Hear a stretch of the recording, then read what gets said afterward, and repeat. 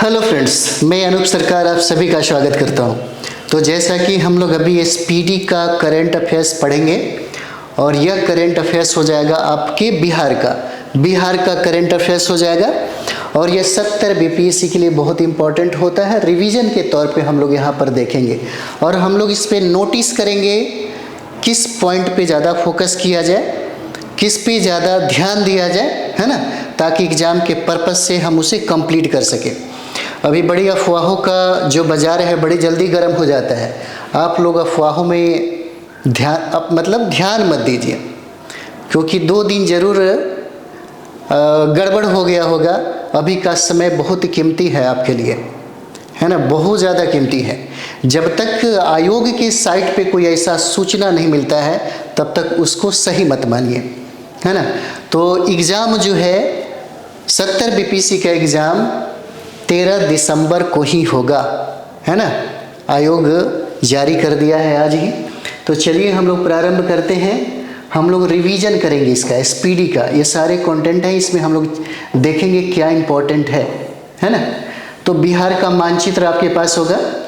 हम लोग बीच में बिहार के मानचित्र पे भी फोकस करेंगे। तो चलिए हम लोग प्रारंभ करते हैं। यहाँ पर देखते हैं सामान्य परिचय। सबसे पहले हम लोग देख लेते हैं बिहार का, क्योंकि सामान्य परिचय से हमेशा बीपीएससी 1 और 2 प्रश्न पूछा है और पूछते रहा है शुरू से ही। चलिए देखते हैं हम लोग सामान्य परिचय। बिहार का क्षेत्रफल अगर पूछे, है ना, तो 94,163 वर्ग किलोमीटर हो जाता है। ग्रामीण क्षेत्रफल में देखेंगे यहाँ पर तो ये हो जाएगा 92,257.51 वर्ग किलोमीटर हो जाएगा। और नगरीय क्षेत्रफल हो जाएगा 1095.49 वर्ग किलोमीटर हो जाता है। 2011 जनगणना के अनुसार, क्योंकि अभी 2011 जनगणना ही पूछेगा आपसे, तो इसी के अनुसार बिहार की कुल आबादी 10,40,99,452 हो जाएगा। और जनसंख्या प्रतिशत देश में देखिए तो अक्सर ये प्रश्न पूछे जाते हैं, भारत के कुल जनसंख्या कितना परसेंट हो जाएगा? 8.6 8.60%। इसे नोटिस करिएगा, बहुत इंपॉर्टेंट है। ये भी आई हो जाएगा, यह भी आई है।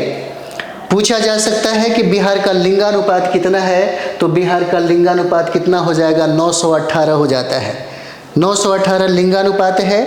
और बिहार में ये भी सवाल पूछा जा सकता है कि सर्वाधिक लिंगानुपात कहाँ का है, तो गोपालगंज, सिवान, सारण का हो जाएगा। गोपालगंज का सर्वाधिक लिंगानुपात है। उसी तरीके से अगर हम लोग जनसंख्या घनत्व की बात करेंगे तो बिहार में, यानी कि भारत के सभी राज्यों से कहीं ज़्यादा, है ना, बिहार का जनघनत्व है 1106 हो जाएगा। 1106 है जनसंख्या घनत्व, बिहार का जनसंख्या घनत्व। और ये दोनों प्रश्न पूछा हुआ है, ये भी पूछा हुआ है। अगर देखा जाए तो 1, 2, 3, 4, 5 ये सारे प्रश्न बीपीएससी में पूछे गए हैं। प्रश्न आप लोग जब बनाइएगा, विगत 10 सालों में आप प्रश्न बना रहे होंगे, जो भी पूछा गया सवाल है ना, आपको पता चलेगा कि यहाँ से प्रश्न पूछे जाते हैं। प्रमंडल की संख्या 9 हो जाएगा। प्रमंडल की संख्या 9 हो जाएगा। और जिलों की संख्या 38 हो जाता है। और नया जो 38वां जिला है वह अरवल हो जाता है। और अरवल जहानाबाद से कट के बना। अभी 39वां जिला भी प्रस्तावित कर दिया गया है, बाढ़ को, है ना। अनुमंडल की संख्या 101 है और प्रखंडों की संख्या 534 हो जाएगा। बिहार का साक्षरता दर जो बार बार पूछा जाता है, इंपॉर्टेंट है, याद रखिएगा, बहुत बीबीआई है, 61.8% हो जाएगा। और सर्वाधिक बिहार में कौन ऐसा जिला है जहां पर साक्षरता सबसे ज़्यादा है, तो वह रोहतास हो जाएगा सबसे ज़्यादा। और सबसे कम जो है वो पूर्णिया जिला में है। उसके बाद हम लोग देखेंगे पुरुष साक्षरता 71.2% है। और महिला साक्षरता 51.5% है। अभी भी बहुत ही कम है यहाँ पर, है ना। चलिए आगे हम लोग बढ़ते हैं।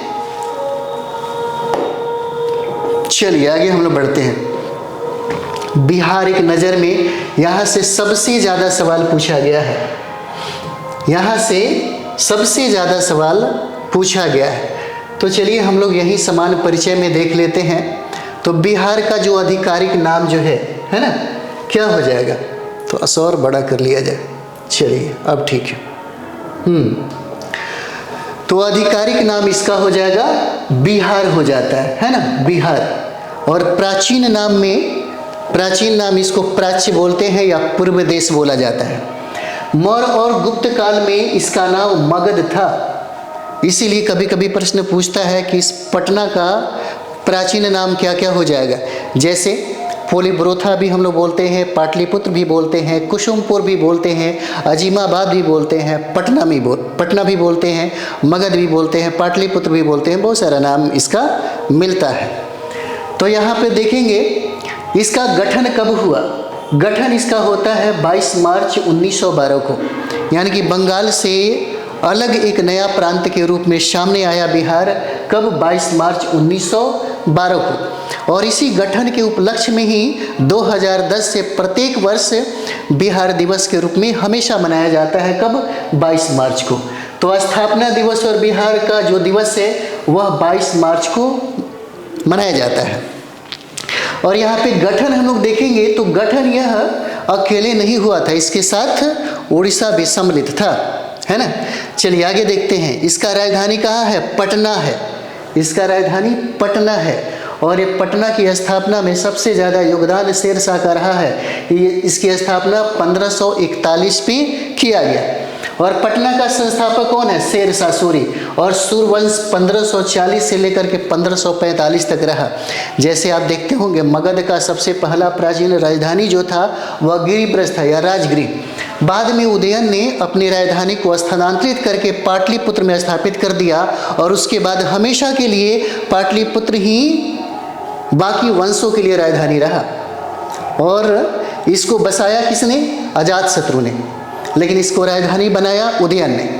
और फिर यही बाद में पटना के नाम से जाना गया। और जिसमें सबसे ज़्यादा योगदान किसका रहा? शेरशाह का रहा। तो पटना का प्राचीन नाम यहाँ पे देखेंगे पाटलिपुत्र, जिसका स्थापना कब हुआ? 461 ईसा पूर्व में हो जाता है इसका स्थापना पाटलिपुत्र का। उसके बाद देखिए पाटलिपुत्र का संस्थापक कौन है? उदयन बोला जाता है इसको। हर्यक वंश के ये सम्राट होते हैं, अजातशत्रु के पुत्र हैं। और इन्होंने अपने पिता की हत्या करके राजगद्दी को प्राप्त किया था। और इसीलिए उदयन को पितृहंता के नाम से भी जाना जाता है। चलिए आगे हम लोग बढ़ेंगे। बंगाल से बिहार को अलग कब किया गया? यह भी सवाल बहुत बार पूछा गया है। बीपीसी भी पूछा है आपसे कि बंगाल से बिहार को अलग कब किया गया, है ना। तो 22 मार्च 1912 हो जाएगा। और सवाल ये भी पूछा गया है कि बिहार से उड़ीसा को अलग कब किया गया। तो यहाँ पे 1 अप्रैल 1936 हो जाता है। उड़ीसा अलग हुआ 1 अप्रैल 1936 को। सवाल ये भी पूछा गया कि बिहार से झारखंड कब अलग हुआ। तो ये झारखंड का गठन होता है 15 नवंबर 2000 को। तीनों प्रश्न पूछा गया है बीपीएससी में। प्रश्न बनाइएगा, आपको मिल जाएगा ये प्रश्न, है ना। और एक स्वतंत्र प्रदेश के रूप में इसका गठन होता है बिहार का कब? 1912 में होता है, 1912 में। और बिहार को एक स्वतंत्र प्रांत के रूप में जो मिला है, जो आज हम बिहार के रूप में देखते हैं, उसके पीछे सच्चिदानंद सिन्हा का बहुत बड़ा योगदान है ना, बहुत बड़ा योगदान है। उन्हीं के प्रतिफल से यह बिहार का गठन हुआ, उन्हीं के संघर्षों के कारण बिहार का गठन होता है। और एक भारतीय राज्य के रूप में इसका गठन 1 अप्रैल 1936 को होता है ना। चलिए आगे हम लोग बढ़ते हैं। राजकीय प्रतीक से भी प्रश्न आपसे पूछा जाएगा। तो हम लोग अभी रिवीजन कर रहे हैं, और रिवीजन से जहाँ जहाँ से लगता है कि प्रश्न बनने की संभावना है, हम लोग वहाँ भी बात करेंगे, है ना। तो चलिए, राजकीय चिन्ह क्या हो जाएगा? तो राजकीय चिन्ह बिहार का क्या होता है? बोधि वृक्ष हो जाएगा। बहुत इंपॉर्टेंट है। इसी बोधि वृक्ष को गौड़ वंश का एक सम्राट था शशांक, उसी ने कटवा दिया, क्योंकि उसे सबसे ज़्यादा नफरत बौद्ध धर्म से थी, सबसे ज़्यादा नफरत बौद्ध धर्म से थी। और प्रश्न पूछा हुआ है। और यह अभी जो वृक्ष हम लोग देख रहे हैं उसे कनिघम ने लगाया, और यह 4थी पीढ़ी का यह वृक्ष है, बोधि वृक्ष। उसका नाम था शशांक। और शशांक जो है शैव वंश के मानने वाले, शैव जो संप्रदाय है, शैव जो धर्म है, उसी को वो मानता था, है ना। 2 स्वास्तिकों के बीच स्थित है ये बोधि वृक्ष। राजकीय पशु बैल को यहाँ पे माना गया। राजकीय पशु कौन है? बैल। वैज्ञानिक नाम भी हो सकता है, आपसे पूछे बॉस इंडिकस हो जाएगा। इसका वैज्ञानिक नाम। नेक्स्ट है राजकीय पक्षी। राजकीय पक्षी गौरैया है, वैज्ञानिक नाम देख सकते हैं पैसर डोमेस्टिकस हो जाएगा। और राजकीय पुष्प क्या है ना, गेंदा का फूल बिहार में बहुत ज़्यादा मिलता है और इसका वैज्ञानिक नाम है कैलेंडुला ऑफिसियालिस नाम हो जाएगा। और राजकीय वृक्ष में पीपल हो जाएगा, है ना, बहुत इंपॉर्टेंट है यह पीपल, याद रखिएगा। राजकीय मछली क्या है, देसी मांगुर है, राजकीय मछली देसी मांगुर है। और राजकीय खेल बिहार का पूछा गया प्रश्न है यह। राजकीय खेल कौन है बिहार का, तो कबड्डी है। जब भारत की बात आएगी तो हॉकी हो जाएगा। और राजकीय प्रथम भाषा इसका क्या है बिहार का, हिंदी है। और दूसरा उर्दू है और तीसरा मैथिली हो जाएगा, है ना, तीसरी भाषा क्या है, मैथिली हो जाता है। चलिए आगे बढ़ते हैं हम लोग। द्वितीय राजकीय भाषा का दर्जा उर्दू को 1984 में मिला है, 1984 ईस्वी में मिला है। बिहार का गीत क्या है, तो मेरे भारत के कंठहार, और इसके गीतकार है सत्यनारायण, है ना, इसके गीतकार कौन हो जाएंगे, सत्यनारायण है, मेरे भारत के कंठहार। और बिहार राज्य का जो प्रार्थना है, मेरे रफ्तार पर सूरज की किरणें करे राज।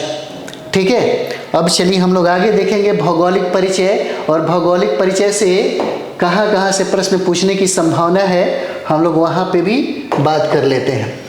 तो बिहार की आकृति पूछा जा सकता है, तो बिहार की आकृति आयताकार हो जाएगा, है ना। बिहार की आकृति के अगर बारे में हम लोग बात करें, है ना, तो आप देख सकते हैं बिहार की आकृति जो है, ये बिहार की आकृति हो जाएगा, है ना। बिहार की आकृति कैसी दिख रही है,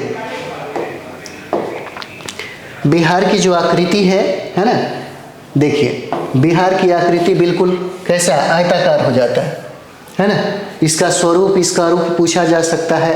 दुनिया में हर चीज़ का अपना रूप है, हर युद्ध का रूप है, हर लोगों का रूप है, स्वरूप है, और यही चीज़ें पूछा जा रहा है आपसे, है ना।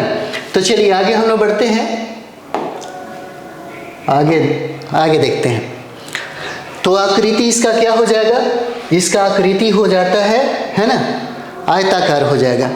क्षेत्रफल पूछा हुआ प्रश्न है, इसलिए फोकस करिएगा, ध्यान दीजिएगा। बिहार का क्षेत्रफल 94,163 वर्ग किलोमीटर हो जाएगा, इंपॉर्टेंट है। यानी कि संपूर्ण भारत का कितना, यह भी इंपॉर्टेंट है, बहुत भी आई है, 2.86%। बिहार का क्षेत्रफल कितना हो जाएगा, 94,163 वर्ग किलोमीटर, यानी संपूर्ण भारत का कितना, 2.86% हो जाएगा, यह इंपॉर्टेंट है। क्षेत्रफल की दृष्टि से बिहार का देश में कौन सा स्थान हो जाएगा, क्षेत्रफल की दृष्टि से पूछा जा सकता है, इंपॉर्टेंट है यह, तो ये हो जाएगा 12वां राज्य है बिहार। और शहरी क्षेत्रफल इसका कितना है, ये ज़्यादा इंपॉर्टेंट नहीं है। ग्रामीण क्षेत्रफल कितना है, बट इसको एक बार जरूर देख लीजिए, है ना। तो कितना हो जाएगा, 1095.49 वर्ग किलोमीटर हो जाएगा। और ग्रामीण क्षेत्रफल में तो इससे पता चल जाएगा कि ग्रामीण क्षेत्रफल ज़्यादा है, इसलिए बिहार में ग्रामीण में सबसे ज़्यादा जनसंख्या निवास करता होगा, है ना। 92,257.51 वर्ग किलोमीटर हो जाएगा। अब ये प्रश्न यहाँ से पूछा जा सकता है कि क्षेत्रफल की दृष्टि से सबसे बड़ा जिला कौन हो जाएगा, सबसे बड़ा जिला कौन हो जाएगा, तो ये पश्चिमी चंपारण है, पश्चिमी चंपारण। और जहाँ पे क्षेत्रफल इसका कितना हो जाएगा, 5,228 वर्ग किलोमीटर हो जाएगा। और क्षेत्रफल की दृष्टि से सबसे छोटा जिला शिवहर है, 444 वर्ग किलोमीटर शिवहर, है ना। तो यहाँ आप लोग एक बार और भी देख सकते हैं, क्या हो जाएगा, शिवहर है ना। चलिए हम लोग यहाँ पे देखते हैं क्या हो जाएगा यहाँ पे, है ना। तो देखिए यही है हमारा, एक मिनट, क्षेत्रफल की दृष्टि से पूछा गया है कि सबसे छोटा जिला कौन सा होगा, है ना। तो यही है शिवहर, जो एकदम छोटा दिख रहा है ना, क्या हो जाएगा, शिवहर हो जाएगा। और क्षेत्रफल की दृष्टि से सबसे बड़ा जिला कौन हो जाएगा, यही है पश्चिमी चंपारण। और यह पश्चिमी चंपारण एक तरफ से नेपाल से जुड़ा हुआ है, एक तरफ से नेपाल से जुड़ा हुआ है, और दूसरे तरफ से इसकी सीमा जो है उत्तर प्रदेश के साथ साझा करती है। और यह बिहार का सबसे बड़ा, क्षेत्रफल के दृष्टिकोण से सबसे बड़ा जिला हो जाएगा, है ना। और इसका मुख्यालय कहाँ है, बेतिया हो जाएगा, है ना, इसका मुख्यालय बेतिया है। और यहीं पे सोमेश्वर की श्रेणियाँ भी स्थित है, पश्चिमी चंपारण में ही। पश्चिमी चंपारण में ही सोमेश्वर की श्रेणी है और यह पूछा जाता है ना। और ये सोमेश्वर की श्रेणी जो है यह शिवालिक का पार्ट हो जाता है, यह शिवालिक का श्रेणी का क्या है, पार्ट हो जाएगा, है ना। तो सबसे बड़ा जिला क्षेत्रफल के दृष्टिकोण से कौन हो जाएगा, यह पश्चिमी चंपारण हो जाएगा। और सबसे छोटा जिला क्षेत्रफल के दृष्टिकोण से यह शिवहर हो जाता है यहाँ पर, है ना, शिवहर हो जाएगा। चलिए आगे हम लोग बढ़ते हैं, जैसे जैसे होगा हम लोग वहाँ पे फोकस करेंगे, है ना। तो यहाँ पे क्षेत्रफल की दृष्टि से सबसे छोटा जिला हो जाता है ना। चलिए आगे बढ़ते हैं हम लोग।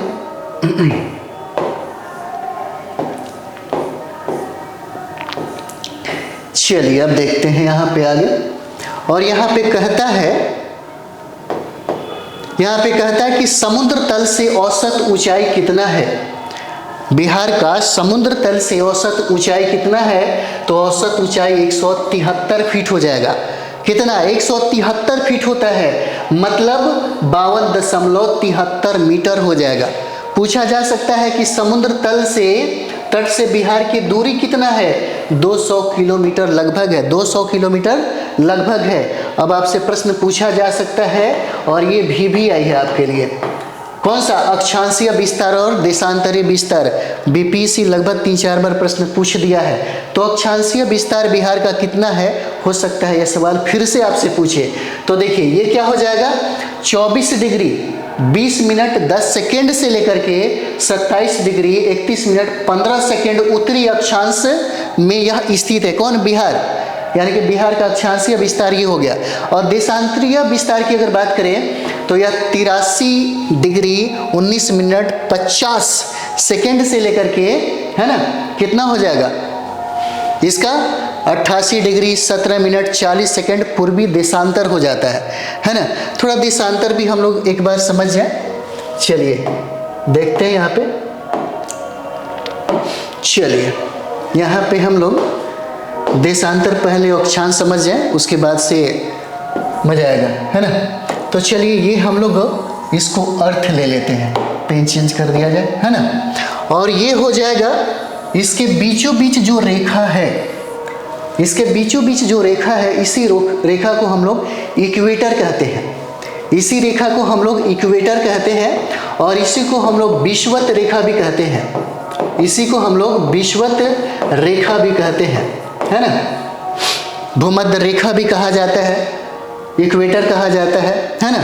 और देखिए यानी कि ईस्ट और वेस्ट मिलाने वाली जो रेखा है, ईस्ट और वेस्ट मिलाने वाली रेखा है, इसी को हम लोग अक्षांश कहते हैं। इसी को हम लोग क्या कहते हैं, इसी को हम लोग अक्षांश कहते हैं, है ना। और नॉर्थ पोल और साउथ पोल की मिलाने वाली रेखा को, नॉर्थ पोल और साउथ पोल की मिलाने वाली रेखा को हम लोग देशांतर कहते हैं, जो अभी हम लोग देख रहे हैं, इसी को हम लोग देशांतर कहते हैं, है ना। और सवाल आपसे यही पूछा गया है कि बिहार जो है कितना डिग्री अक्षांश और कितना डिग्री देशांतर के मध्य स्थित है। तो ये हो गया, ये हो जाता है इक्वेटर जो बीचों बीच है ना, बीचों बीच जो लाइन देख रहे हैं हम लोग, ये इक्वेटर हो जाएगा, विषुवत रेखा हो जाएगा। और ये नॉर्थ, ये ईस्ट से वेस्ट पोल के मिलाने वाली रेखा को कहा जाता है। यानी कि जितना भी हम लोग ये देख रहे हैं, पूरब से पश्चिम मिलाने वाली जो रेखा है उसे हम लोग अक्षांश कहते हैं, और उत्तर से दक्षिण मिलाने वाली रेखा को हम लोग देशांतर कहते हैं। इक्वेटर यानी 0 डिग्री, इसको 0 डिग्री अक्षांश भी कहा जाता है, 0 डिग्री अक्षांश भी कहा जाता है। और 0 डिग्री अक्षांश से ऊपर जब हम लोग जाएंगे 23.5 डिग्री, तो 23.5 डिग्री अक्षांश को हम लोग यहाँ पर कर्क रेखा कहते हैं, इसको हम लोग कर्क रेखा कहते हैं, है ना, कर्क रेखा कहते हैं। और उसी तरह से हम लोग यहाँ पर आए 23.5 डिग्री दक्षिण में, उसको हम लोग क्या बोलते हैं, मकर रेखा बोलते हैं, है ना, मकर रेखा बोलते हैं। आपको समझ में आ गया होगा। तो चलिए हम लोग आगे बढ़ते हैं, है ना।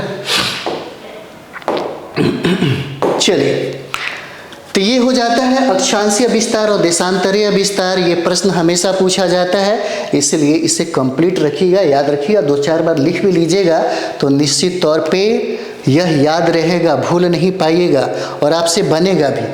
अक्षांशीय विस्तार जो है और देशांतरीय विस्तार है, हमेशा प्रश्न यहाँ से पूछे जाते हैं, है ना। उसके बाद हम लोग देखेंगे बिहार की जो लंबाई है उत्तर से दक्षिण के तरफ में। तो यहाँ से उत्तर से दक्षिण की लंबाई यहाँ पे देखेंगे तो उत्तर से दक्षिण की लंबाई कितना है, 345 किलोमीटर हो जाएगा। 345 किलोमीटर हो जाता है कहाँ, उत्तर से दक्षिण की लंबाई। सॉरी, ये हो जाएगा उत्तर से दक्षिण की। ये बिहार है मान लीजिए, और यहीं से गंगा नदी है जो बिहार को दो भागों में बांटती है ना। और उत्तर से दक्षिण की लंबाई पूछ रहा है 345 किलोमीटर, और इसकी लंबाई पूरब से पश्चिम कितना हो जाएगा, 483 किलोमीटर हो जाता है ना। 483 किलोमीटर हो जाएगा। बिहार की जलवायु उष्णकटिबंधीय मानसूनी है। उष्णकटिबंधीय मानसूनी हो जाएगा किसका, बिहार की जलवायु। और कुल सिंचित क्षेत्रफल कितना हो जाता है, 72.07 लाख हेक्टेयर हो जाएगा, है ना। और कुल बाढ़ प्रभावित क्षेत्र कितना है, तो 68.80 लाख हेक्टेयर। आपको पता होगा बिहार में दो ही समस्या है सबसे ज़्यादा। उत्तर बिहार की अगर बात करेंगे तो बाढ़ से प्रभावित रहता है, और दक्षिण बिहार की बात करेंगे तो हमेशा सूखा से प्रभावित बिहार रहता है ना। चलिए आगे हम लोग बढ़ते हैं, बहुत इंपॉर्टेंट है। सर्वाधिक सिंचित क्षेत्र वाला जिला कौन हो जाएगा, इंपॉर्टेंट है आपके लिए, ये आपके लिए इंपॉर्टेंट हो जाएगा। सर्वाधिक सिंचित क्षेत्र वाला जिला कौन हो जाएगा, तो ये जमुई हो जाता है, जहाँ पे 16% क्या है, सिंचित एरिया हो जाएगा। और यही जमुई में ही एक पक्षी अभ्यारण्य है जिसका नाम है नागी और नकटी, और इसी को रामसर साइट भी घोषित किया गया है ना यहीं पे। और एक सबसे ज़्यादा इम्पोर्टेंट है जो सवाल पूछा गया है, हमारे भारत में सबसे ज़्यादा सोने का जो भंडारण है यहीं पर प्राप्त हुआ है, अनुमानतः प्राप्त हुआ है, प्रश्न पूछा भी गया था, है ना। और जमुई लोकसभा क्षेत्र के हिसाब से यह एक रिजर्व सीट हो जाता है, यह आरक्षित क्षेत्र है। और लोकसभा सीटों की संख्या आपको पता ही होगा, यह 40 है, और आरक्षित सीटों की संख्या कितना है, 6 है, जिसमें जमुई भी एक अपना स्थान रखता है ना। चलिए दूसरा देखेंगे, बिहार की पहली सिंचाई परियोजना कौन हो जाएगा, तो बिहार की पहली सिंचाई योजना। जब बात बिहार में पहली आ जाए, है ना, तो उसे याद रखिएगा, पहली बार बार पूछा जाता है। तो पहली सिंचाई परियोजना हो जाएगा सोन परियोजना। और सबसे बड़ी सिंचाई परियोजना की अगर बात कर दे आपसे तो गंडक परियोजना हो जाएगा। और राज्य में औसत वर्षा कितना है, 100 से लेकर के 125 सेंटीमीटर है। 100 से लेकर 125 सेंटीमीटर है। यह पूछे या ना पूछे, लेकिन ये जरूर पूछ सकता है कि बिहार में सर्वाधिक वर्षा कहाँ पे होता है। तो बिहार में सर्वाधिक वर्षा कहाँ पे होता है, किशनगंज में। और किशनगंज में चाय की खेती भी सर्वाधिक होता है ना। तो सबसे ज़्यादा यानी कि सर्वाधिक वर्षा वाला जिला कौन है, किशनगंज हो जाएगा, है ना। और यह किशनगंज जो है यह नेपाल के साथ भी सीमा साझा करता है, और पूरब में जब जाएंगे तो पश्चिम बंगाल के साथ भी इसका सीमा साझा करता है, किशनगंज का। और किशनगंज में ही चाय की खेती होती है। और यहाँ पे सर्वाधिक तापमान देखिए, सर्वाधिक तापमान किसका है, तो सर्वाधिक तापमान गया में जब आप जाएंगे, और ठंडियों के समय में भी जाएंगे यहाँ पर, तो सबसे ज़्यादा ठंडा और सबसे ज़्यादा गर्मी यहीं गया में ही मिलता है, यहीं पर। और यहाँ पे कुछ है प्रश्न जो इम्पोर्टेंट है, जैसे सर्वाधिक अनुसूचित जातियों की संख्या बिहार में गया में ही है। सर्वाधिक अनुसूचित जातियों की, है ना, सर्वाधिक अनुसूचित जातियों की संख्या जो है गया में ही है। और गया जो है यह एक रिजर्व सीट है लोकसभा के लिए, है ना, लोकसभा के लिए। और लोकसभा में आरक्षित सीटों की संख्या आपको पता है 6 है, और बिहार में लोकसभा की सीटों की संख्या कितना है, 40 है ना।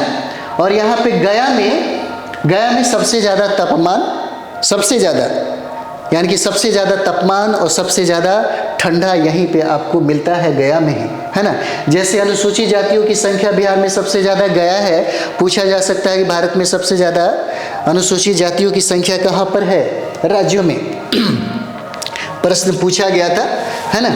तो प्रश्न के हिसाब से देखिएगा, उत्तर प्रदेश में सर्वाधिक अनुसूचित जातियां हैं। लेकिन सर्वाधिक अनुसूचित जातियों की परसेंटाइल अगर पूछ दे, परसेंटेज अगर पूछ दें, तो सबसे ज़्यादा परसेंटेज कहाँ पे हो जाएगा, पंजाब में हो जाएगा, है ना। और ये अगर सवाल आपसे ये भी पूछ दे कि बिहार में सबसे ज़्यादा अनुसूचित जनजातियों की संख्या कहाँ है, पश्चिमी चंपारण में, ये भी पूछा जा सकता है। अगर भारत में पूछ दे कि सबसे ज़्यादा अनुसूचित जनजातियों की संख्या किस राज्य में है, तो मध्य प्रदेश में हो जाएगा। अगर प्रतिशत से पूछ दे कि प्रतिशत सबसे ज़्यादा अनुसूचित जनजातियों का कितना है, कहाँ पे है, कहाँ पर है? तो यह मिजोरम में हो जाएगा।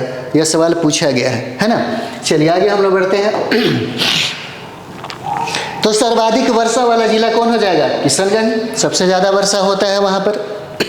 और सबसे कम वर्षा वाला जिला कौन हो जाएगा? औरंगाबाद हो जाता है। सबसे कम वर्षा वाला जिला कहाँ हो जाएगा? औरंगाबाद। और सबसे गर्म जिला कौन हो जाएगा? गया। और सबसे ठंडा जिला कौन हो जाएगा? गया हो जाएगा, है ना। अभ्रक की प्राप्ति भी सर्वाधिक आपको गया से ही होता है यहाँ पर। भौगोलिक सीमाएं में हम लोग यहाँ पर देखेंगे। और आपको हम बता दें, है ना, आपको हम बताएं कि अभी जो हम लोग करने वाले हैं यहाँ से बार बार सवाल पूछा जाता है। जैसे में सीमा के बारे में, है ना। उत्तर में क्या है? उत्तर में नेपाल। चलिए हम लोग इसको भी देखते चलेंगे, ठीक है। चलिए इसको भी देख लीजिए। बिहार के उत्तर में क्या हो जाएगा? ये बिहार के उत्तर में क्या हो जाएगा? तो नेपाल हो जाएगा, है ना। और दक्षिण में क्या है? तो झारखंड हो जाएगा, है ना। तो बिहार के पश्चिम में क्या हो जाएगा? उत्तर प्रदेश हो जाएगा। और बिहार के पूरब में क्या हो जाएगा? तो वेस्ट बंगाल हो जाता है ना, वेस्ट बंगाल हो जाएगा। प्रश्न ये भी पूछा जा सकता है आपसे कि नेपाल से सटने वाली बिहार की कितनी जिला है?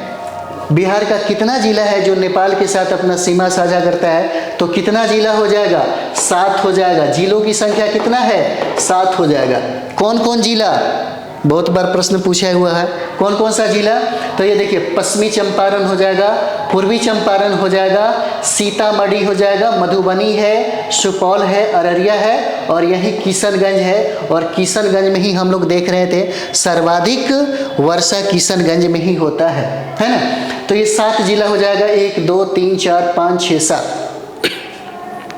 ठीक है। जिसका सीमा नेपाल के साथ अंतर्राष्ट्रीय सीमा से जुड़ाव है। ये क्या है? अंतर्राष्ट्रीय सीमाओं से इसका जुड़ाव है। उसके बाद प्रश्न आपसे ये भी पूछा जा सकता है कि बिहार का कितना ऐसा जिला है जो उत्तर प्रदेश के साथ सीमा साझा करता है? तो जिलों की संख्या भी याद रखिएगा, जिलों की संख्या 8 हो जाएगा, है ना। उसी तरीके से आपसे भी प्रश्न पूछा जा सकता है कि झारखंड से कितना जिला, यानी कि बिहार का कितना ऐसा जिला, कौन ऐसा जिला है और कितना जिला है ना, जो झारखंड से अपना सीमा साझा करता है। तो इसकी भी संख्या कितना है? 8 हो जाएगा। और यहाँ से वेस्ट बंगाल से अगर पूछ दे कि बिहार की कितनी जिला सटती है, तो यहाँ पे इसकी संख्या कितना हो जाएगा? 3 हो जाएगा। कौन कौन? तो किशनगंज, पूर्णिया और कटिहार हो जाएगा, है ना। ये हो गया और नेपाल भी क्लियर हो गया। अब आते हैं हम लोग उत्तर प्रदेश। उत्तर प्रदेश में देखिए, ये हो जाएगा पश्चिमी चंपारण, गोपालगंज, सिवान, सारण, भोजपुर, बक्सर, है ना। और ये कैमूर और क्या हो जाएगा? रोहतास हो जाएगा। वैसे ही अगर हम लोग झारखंड में अगर बात करेंगे तो रोहतास, औरंगाबाद, गया, नवादा, जमुई, बांका, भागलपुर और ये कटिहार हो जाएगा, ठीक है। यहाँ से प्रश्न पूछे जाते हैं, इसलिए फोकस किया गया। चलिए आगे हम लोग बढ़ते हैं। आगे बढ़ते हैं। प्रश्न नेक्स्ट हम लोग देखेंगे कि राज्य की सीमा से लगे राज्य कितने हैं? तो 3 राज्य हो जाएंगे। कौन कौन? पश्चिम बंगाल, उत्तर प्रदेश और झारखंड हो जाएंगे। 3 राज्य है और एक आपका पड़ोसी कंट्री हो जाएगा। और उत्तर प्रदेश की सीमा से लगे जिलों की संख्या कितना है? 8 हो जाएगा। कौन कौन जिला? रोहतास, कैमूर, बक्सर। इसे जरूर याद रखिएगा, प्रश्न पूछा जाता है, इंपॉर्टेंट है। बक्सर, भोजपुर, सारण, सिवान, गोपालगंज, पश्चिमी चंपारण। इसे याद करने का सबसे बेहतर जो तरीका है वो तरीका है अपने रूम में मैप को लगाइए, है ना। रूम में मैप को लगाइए और बार बार देखिए, जितना हो सके 2 बार 4 बार मैप को देखिए। जब चाय पी रहे हैं, बिस्किट खा रहे हैं, ब्रश कर रहे हैं, उसी वक्त इसको, है ना, उसी वक्त इसको आप जरूर देखिए, है ना। तो चलिए हम लोग फिर से आगे हम लोग इसको करें। और भी सवाल है यहाँ पर। जैसे अगला सवाल आपसे पूछा जा सकता है कि पश्चिम बंगाल की सीमा से लगे जिले कितने हो जाते हैं बिहार का, है ना। तो यहाँ पर हम लोग देखेंगे तो इस संख्या जो है यहाँ पे संख्या इसका कितना हो जाएगा? 3 हो जाएगा। यानी कि पश्चिम बंगाल की सीमा से लगे जिले कौन कौन हो जाएंगे? किशनगंज, पूर्णिया और कटिहार, है ना, किशनगंज, पूर्णिया और कटिहार। पूर्णिया की बात अगर यहाँ पे आई तो याद रखिएगा बिहार में सर्वाधिक जूट का उत्पादन करता है। बार बार पूछा गया सवाल है बीपीएससी में, है ना। सबसे ज्यादा जूट का उत्पादन कौन करता है?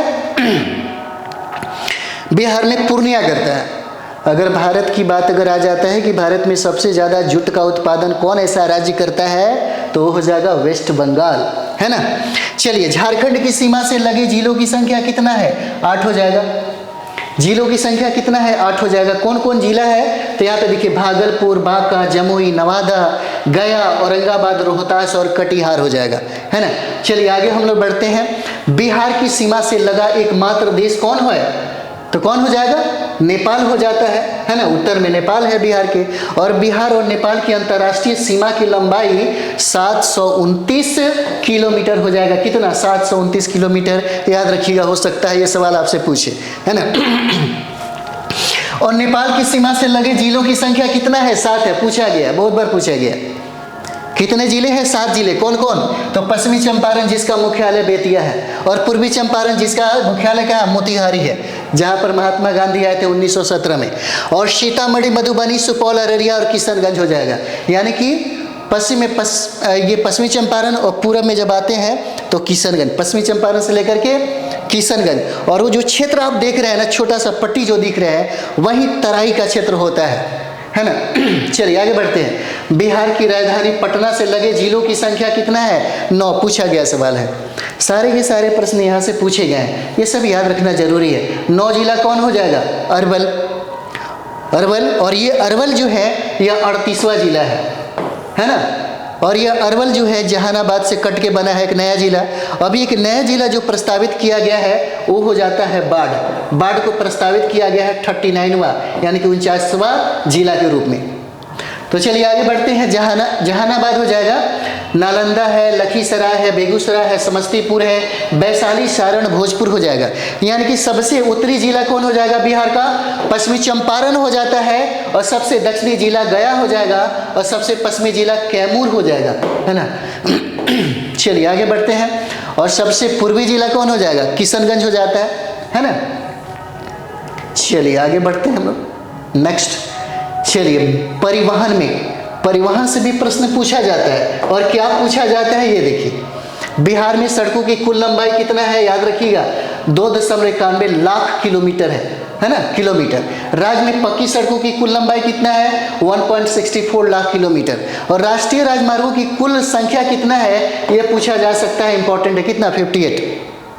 कितना है? राष्ट्रीय राजमार्गों की कुल संख्या 58 है। और सबसे इंपॉर्टेंट है राष्ट्रीय राजमार्गों की कुल लंबाई कितना है ना। एनएच की कुल लंबाई कितना है? 5977 किलोमीटर। यह सितंबर 2022 तक का आंकड़ा है ना। सितंबर 2022 तक का आंकड़ा है। कितना हो जाएगा? याद रखिएगा, बहुत इंपॉर्टेंट है। 5977 किलोमीटर है। और यह भी इंपॉर्टेंट है आपके लिए, राजकीय राजमार्ग की कुल लंबाई कितना है? 3638 किलोमीटर हो जाता है। और यह आंकड़ा कब का है? सितंबर 2022 तक का है ना। चलिए आगे देखते हैं। प्रमुख जिला सड़कों की कुल लंबाई 15637 किलोमीटर है। लेकिन 2 पे हम टिक लगा है, याद रखिए, बहुत इंपॉर्टेंट है ये। और सबसे इंपॉर्टेंट यहाँ से पूछा जा सकता है कि सबसे लंबा राष्ट्रीय राजमार्ग कौन सा है बिहार में? और जिसकी कुल जो लंबाई है 404 किलोमीटर हो जाता है, NH31। यानी कि सबसे लंबा राष्ट्रीय राजमार्ग बिहार में कौन है? NH31 हो जाएगा। और जिसका कुल लंबाई कितना है? 404 किलोमीटर हो जाएगा। चलिए आगे हम लोग बढ़ते हैं। सबसे छोटा राष्ट्रीय राजमार्ग देखेंगे। तो सबसे छोटा राष्ट्रीय राजमार्ग क्या हो जाएगा? अगर सबसे छोटा राष्ट्रीय राजमार्ग की बात करें तो NH क्या है? 727 का 4.5 किलोमीटर है यह। और राज्य में रेल मार्ग की कुल लंबाई कितना है? याद रखिएगा 3750.57 किलोमीटर हो जाएगा। इसे याद रखना जरूरी है कि पटना मेट्रो रेल परियोजना का शिलान्यास कब हुआ था? 17 फरवरी 2019 को हुआ था, है ना। 17 फरवरी 2019 को हुआ। और राज्य में मेट्रो रेल परियोजना की कुल लंबाई कितना है? इसे भी याद रखिएगा, इंपॉर्टेंट है। 31.39 किलोमीटर हो जाएगा। और बिहार राज्य पथ परिवहन निगम की स्थापना 1959 में हुआ था, आपको याद ही होगा, है ना। चलिए आगे बढ़ते हैं हम लोग। बिहार में वन क्षेत्रफल रिपोर्ट, वन रिपोर्ट 2021 पूछा जाएगा। वन रिपोर्ट 2021 यहाँ से सवाल पूछे जाते हैं। क्या प्रश्न पूछा जा सकता है ना? तो आप याद रखिएगा कुल वन क्षेत्रफल कितना हो जाएगा, इंपॉर्टेंट है आपके लिए। 7380.79 वर्ग किलोमीटर हो जाएगा, इंपॉर्टेंट है आपके लिए। उसके बाद सबसे ज़्यादा इंपॉर्टेंट वन क्षेत्र का प्रतिशत कितना हो जाएगा, 7.84, एकदम जुबानी याद कर लीजिएगा, 7.84% है ना। और वनों का प्रकार कितना है यहाँ पर, पर्णपाती वन, और यहाँ पे आर्द्र जलवायु और शुष्क भी है। वन आवरण में वृद्धि कितना हुआ 2019 से लेकर के 21 के बीच में, आपसे पूछा जा सकता है कितना % की वृद्धि हुई, तो 75 वर्ग किलोमीटर की वृद्धि होती है ना। कुल वृक्ष आवरण कितना है 2341 वर्ग किलोमीटर, कितना %, 2.48% हो जाएगा। कुल आवरण में वृद्धि कितना हुआ 338 वर्ग किलोमीटर हो जाता है। और वृक्षाधन एवं वनाच्छादन में कितना हो जाएगा, तो 9722 वर्ग किलोमीटर, यानी कि 7.8% हो जाएगा। अति सघन वन कितना है 333.42 वर्ग किलोमीटर हो जाता है ना। चलिए आगे बढ़ते हैं हम लोग। उसके बाद खुले वन क्षेत्र कितने हो जाएंगे, 3761.54 वर्ग किलोमीटर होता है। सबसे इंपॉर्टेंट क्या है, सर्वाधिक वन क्षेत्र वाला जिला कौन है, कैमूर है ना। कैमूर कितना 10 से 51.56 वर्ग किलोमीटर है, पूछा जाता है यहाँ पे। और यहाँ से एक और भी प्रश्न बनता है, सर्वाधिक वन क्षेत्रफल वाला जिला कौन है, कैमूर है। और यहीं पे सबसे ज़्यादा चूना और पत्थर की प्राप्ति होती है ना, चूना और पत्थर की प्राप्ति होती है। और न्यूनतम यानी कि सीमेंट उद्योग भी यहीं पे बने हैं। चलिए आगे देखते हैं, न्यूनतम वन क्षेत्रफल वाला जिला कौन हो जाए, वन कौन सा, तो शेखपुरा, कितना 1.19 वर्ग किलोमीटर हो जाता है। यानी कि सबसे कम वन क्षेत्र वाला जिला कौन है, शेखपुरा हो जाएगा। और सर्वाधिक वन प्रतिशत वाला जिला कैमूर है 31.56%, और न्यूनतम वन प्रतिशत वाला जिला कौन है, शेखपुरा है, कितना 0.17%। पूछा जा सकता है ऐसा जिला बताइए बिहार का जहाँ पे वन ही नहीं है, वन विहीन है, तो क्या हो जाएगा, जहानाबाद हो जाता है ना, जहानाबाद। चलिए आगे हम लोग देखते हैं राजनीतिक परिचय देखेंगे हम लोग यहाँ पे राजनीतिक परिचय देखेंगे।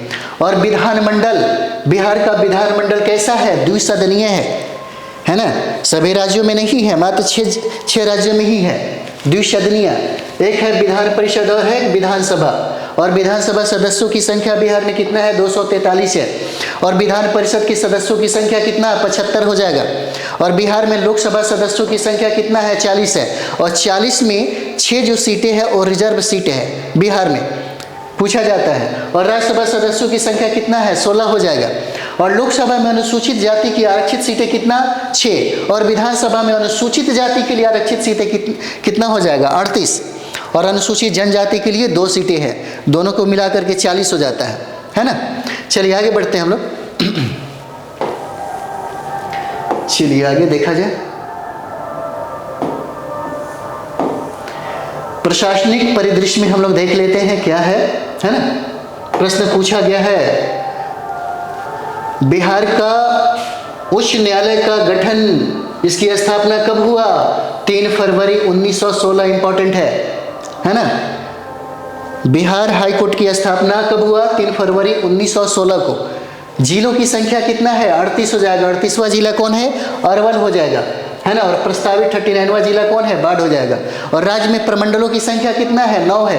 प्रमंडल को याद रखिएगा, 9 प्रमंडल है, याद रखिएगा। कोशी, दरभंगा, सारण, भागलपुर, पटना, तिरहुत, है ना, मुंगेर, मगध एवं पूर्णिया, याद रखिएगा। उसके बाद अनुमंडलों की कुल संख्या कितना है 101 है, 101 हो जाएगा। प्रखंडों की कुल संख्या 534 है, प्रखंडों की कुल संख्या 534 हो जाएगा। और पंचायतों की संख्या 8406 है। और पुलिस थानों की संख्या देखिए कितना है 1212 है। और पुलिस जिला कितना है 43, यानी कि सिविल 40 और रेलवे का 4 हो जाएगा। चलिए आगे बढ़ते हैं हम लोग। महिला थाना बिहार में 40 हो जाएगा। और महानगरों की संख्या कितना है 1 हो जाएगा, केवल पटना। और नगर निगम की संख्या 19। और नगर परिषद 88। और नगर पंचायत 154। और नगर निकाय 261 हो जाएगा। शहरों की संख्या कितना है 199, है ना। बिहार में शहरीकरण की दर कितना है 15.3%, इंपॉर्टेंट है, याद रखिए कितना है। तो बिहार में शहरीकरण का दर कितना है 15.3%। अगर पूछे ग्रामीण कितना हो जाएगा तो 100 में, है ना, आप 15.3% निकाल लीजिएगा, है ना, उतना हो जाएगा ग्रामीण। ठीक है, और गाँव की संख्या देखिए, गाँव की संख्या कितना हो जाएगा, 39,073 हो जाता है ना, 39,073 है। तो जहाँ जहाँ इंपॉर्टेंट लगा हम लोगों ने वहाँ पे क्लिक भी किया है ना। चलिए उसके बाद हम लोग नेक्स्ट वीडियो में हम लोग कर लेते हैं आर्थिक परिदृश्य। ठीक है, नेक्स्ट वीडियो में हम लोग आर्थिक परिदृश्य करते हैं। यह सबसे अच्छा एक रिवीजन हो जाएगा आपके लिए। और आपको पता ही होगा बिहार बीपीएससी में लगभग 10, 12, 13 प्रश्न भी पूछने लगे हैं, यानी कि बिहार करंट अफेयर्स की वैल्यू सबसे ज़्यादा होते जा रहा है ना। तो ज़रूर एक बार आप अपने दोस्तों के बीच में इसे शेयर करिए और ज़रूर कमेंट्स में भी कुछ चीज़ें लिखिए जो आपको लगता है कि ज़रूरत है ना, उस हिसाब से हम लोग भी देख लेंगे। ठीक है, तो चलिए हम लोग मिलते हैं अगले वीडियो में। थैंक यू वेरी मच आप सभी लोगों को।